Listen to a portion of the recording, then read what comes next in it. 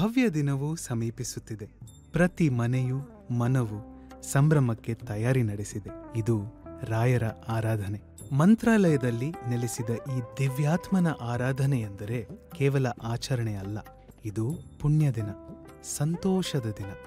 ಶ್ರೀ ಗುರು ರಾಘವೇಂದ್ರ ಸ್ವಾಮಿಗಳು ಮೌನವನ್ನು ಆರಿಸಿಕೊಂಡರೂ ಅವರ ಕರುಣೆ ಇಂದಿಗೂ ಮಾತನಾಡುತ್ತಿದೆ.